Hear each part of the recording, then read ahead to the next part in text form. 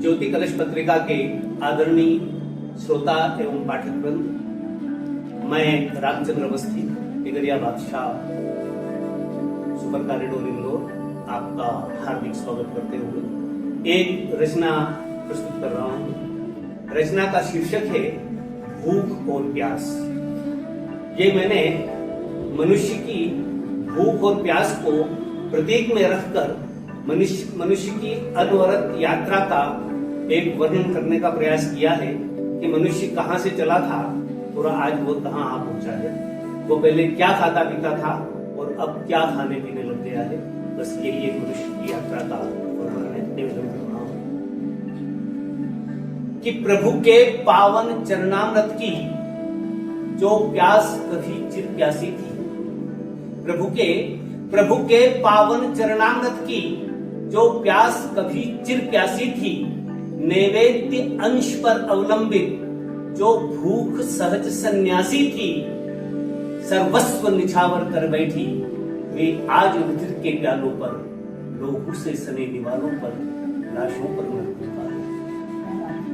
ये आदम खोर हवस हमको किस मंजिल पर ले जाएगी, ये भूख कहां भटकाएगी, ये प्यास कहां भटकाएगी, ये भूख कहां भटकाएगी, ये प्यास कहां पहुंचाएगी, ये आदम खोर हवस हमको इस मंजिल पर ले जाएगी। इसलिए मिली थी प्यास कि हम में तरल हृदयता बनी रहे।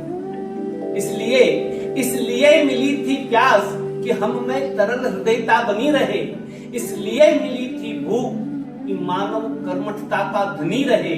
पर कितने पावन पुण्य रहे, सब पापों में सन जाते हैं। जब दुष्प्रयोग होता है तो वरदान श्राप बन जाते हैं। वाह पथभ्रष्ट क्रिया जब भी होगी, निज कर्ता को खा जाएगी। ये भूख कहां भटकाएगी, ये प्यास कहां पहुंचाएगी, ये आदम खोर हवस हमको किस मंजिल पर ले जाएगी। जो प्यास कभी पानी पर ही मरती, पानी पर जीती थी, जो प्यास कभी पानी पर ही मरती, पानी पर जीती थी, जो पानी को ही बड़े चाव से सुधा मानकर पीती थी, अब अपनी प्रेम कहानी में उसने कुछ ऐसा मोड़ दिया, जब से मानव का रक्त चखा पानी पीना ही छोड़ दिया। बीहड़ वन से चलते चलते जो खेत और खलिहानों तक आई थी, कंदमूल से चल जो भूख अन्न के दानों तक, उसने नरभक्षी होने का हर कीर्तिमान अब तोड़ दिया। मरघट में जलती चिता और कब्रों को पीछे छोड़ दिया। अब कब्र खुदेगी कब इसकी, कब ये निश्चिता रचाएगी। ये भूख कहां भटकाएगी, ये प्यास कहां पहुंचाएगी, ये आदम खोर हवस हमको किस मंजिल पर ले जाएगी। अब युग बदला, जीवन बदला, बदले जीवन व्यापार सभी। खाने वाले जब बदल गए, बदले भोजन आधार सभी।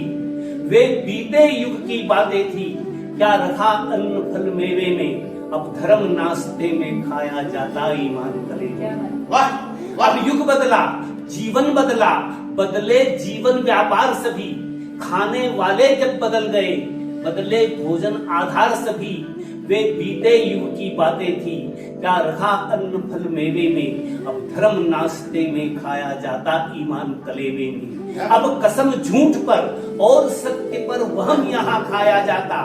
दिन के भोजन में दया, रात में रहम यहाँ खाया जाता। रे मानव तेरी भूख आज यह कौन वेश में अंकित है। बहिने शंकित है भाई से, माँ बेटों से आतंकित है। भाई भाई के हक खाता, माँ अश्रु पिता गम खाते हैं। सारे घर की सुख और शांति सब मिलजुल कर खा जाते हैं। रहजन केवल धन के भक्षक, रहजन बटमार, रहजन केवल धन के भक्षक, रहनुमा वतन के भक्षक है। वो ही उसको खा जाता है अब जो जिसका संरक्षक। हित स्वयं हितैषी खाते हैं, विश्वास मित्र खा जाते हैं। अब कौन चित्र और क्या विचित्र, ये सब सुचित्र खा जाते हैं। नारायण दुर्गुण खाते हैं, नर गुण पवित्र खा जाते हैं। अपने भोजन में अब मानव अपना चरित्र खा जाते हैं।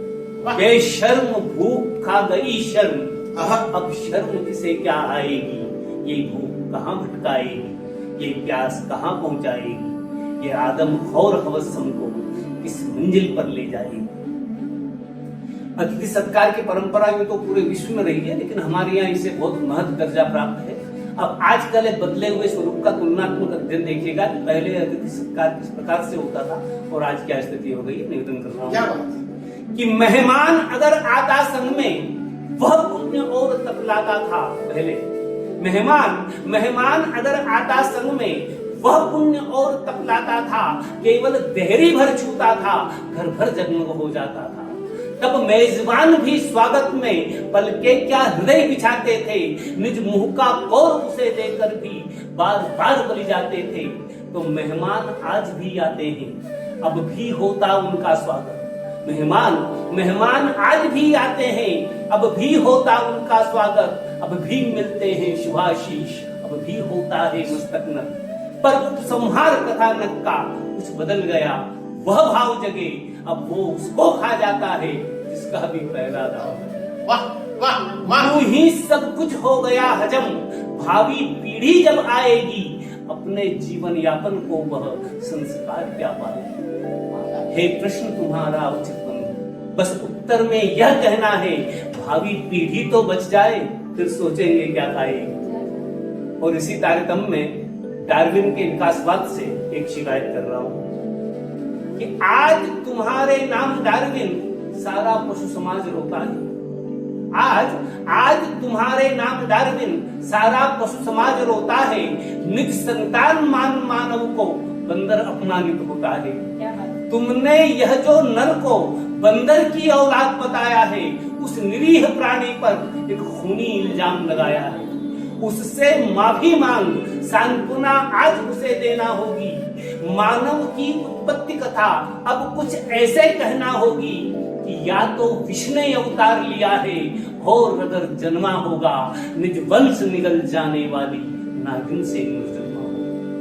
ओ वीर रौद्र के कवि तुमने, जब से मानव को सिंह कहा, तब से दो पैरों वाला यह पशु आपे में नहीं रहा। ओ वीर रौद्र के कवि तुमने, जब से मानव को सिंह कहा, तब से दो पैरों वाला यह पशु आपे में नहीं रहा।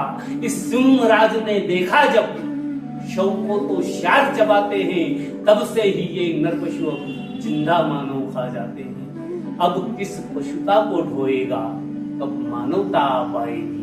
ये भूख कहाँ भटकाएगी, ये प्यास कहाँ पहुंचाएगी, ये आदम खौर हो इस मंजिल पर। बहुत बहुत धन्यवाद।